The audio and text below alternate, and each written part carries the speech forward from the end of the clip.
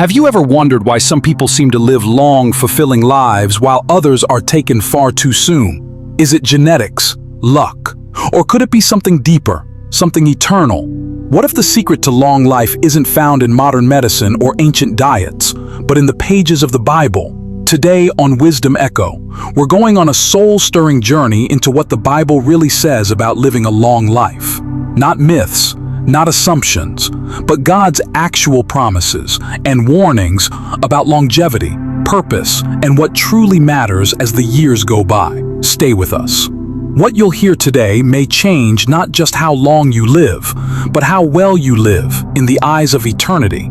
From the very beginning of Scripture, life itself is presented not just as a gift, but as a sacred journey. In the Old Testament, we encounter figures who lived far beyond what we consider normal today. Adam, 930 years. Methuselah, 969. Noah, 950. These were not accidents of biology. They were part of a divine plan, during a time when the world was fresh and unmarred by generations of sin and decay.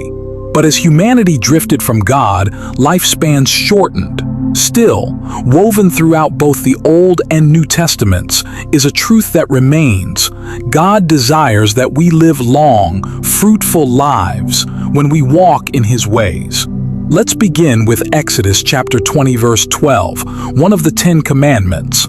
Honor your father and your mother, so that you may live long in the land the Lord your God is giving you. This is not just moral instruction, it is a conditional promise. Obedience brings longevity. Throughout the Bible, long life is not random. It is often connected to something deeper, spiritual alignment with God's will. In Deuteronomy chapter 5 verse 33 we hear, "Walk in obedience to all that the Lord your God has commanded you, so that you may live and prosper and prolong your days in the land that you will possess." Here, the pattern is unmistakable. Obedience leads to life. Disobedience leads to destruction. This principle is echoed repeatedly. Proverbs chapter 3 verse 1 through 2 says, "My son, do not forget my teaching, but keep my commands in your heart, for they will prolong your life many years and bring you peace and prosperity." Proverbs chapter 10 verse 27 declares, "The fear of the Lord adds length to life, but the years of the wicked are cut short." These are not just poetic words, they reflect a divine law. Life, when lived in reverence and obedience to God, flourishes. But we must pause here. Does this mean every righteous person will live to old age, and every sinner dies young? Not exactly. We must understand the Bible not as a book of formulas, but as a revelation of God's heart and principles. Yes, God promises longevity as a blessing, but Scripture also acknowledges life's fragility and mystery.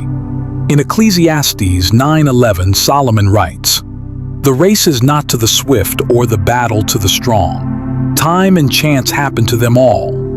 And consider Jesus himself, perfect, sinless, the Son of God, crucified at roughly 33. Or Stephen, the righteous deacon, stoned to death in his youth. So what are we to make of this? The answer is in the heart. Long life in the Bible is about more than just years. It is about living fully in alignment with God's purpose, whether we're given 30 years or 100. Still, the Bible does give us powerful examples of men and women who lived long lives rooted in faith.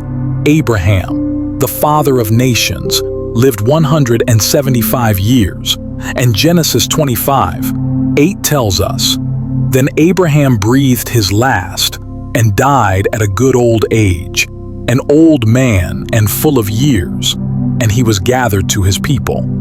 Full of years, not just in age, but in meaning, in joy, in divine fulfillment.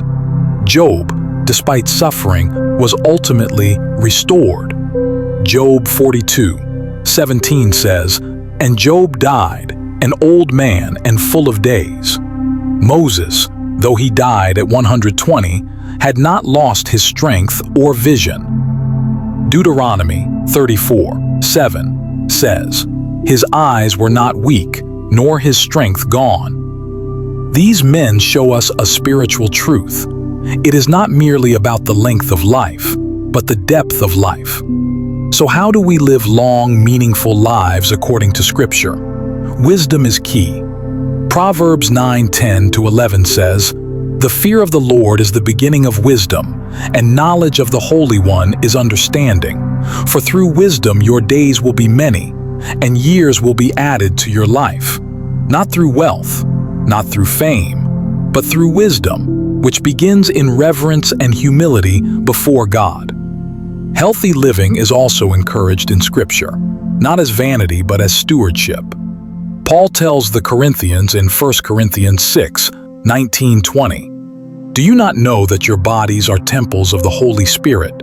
Therefore, honor God with your bodies.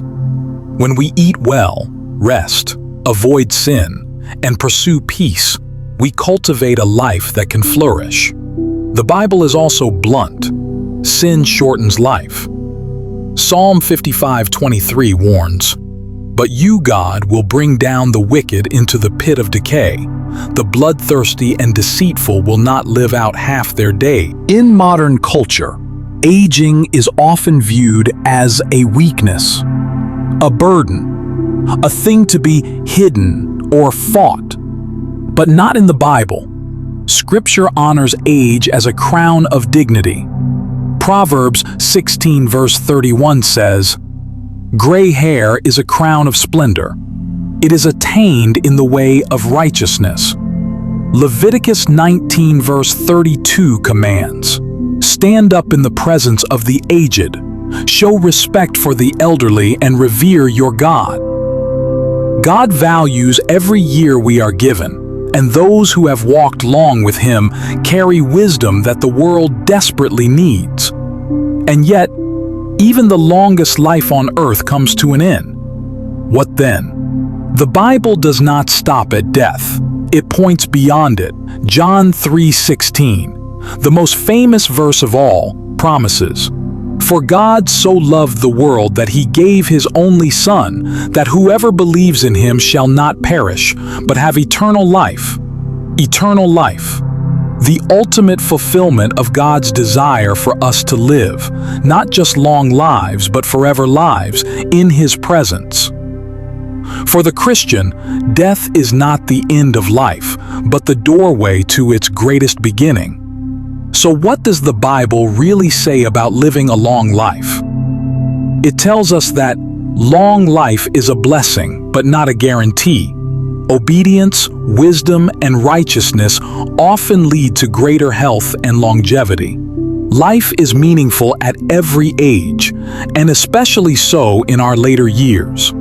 Sin can shorten our days, but God always calls us to turn and live.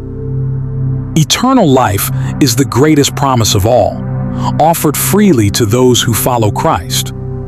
Ultimately, the question isn't just how long we live, it's how well are we walking with God while we're here.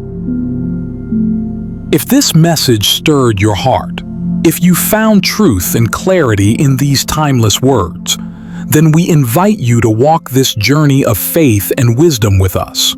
Subscribe to Wisdom Echo, where we honor God's Word, the beauty of aging, and the hope that never fades.